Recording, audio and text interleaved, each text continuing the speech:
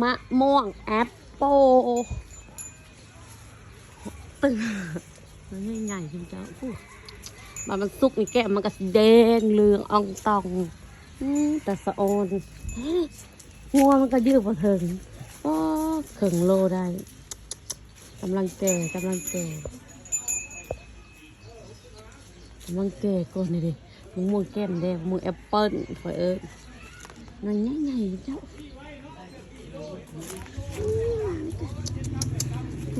ต้นอยู่แบบมันสุกในซันสกินโอ้โหบักไก่ใหญ่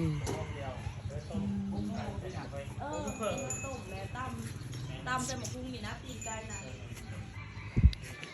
หมากใหญ่ๆเลยบัดมันสุกเอาไว้ให้กินเลยเด้อจู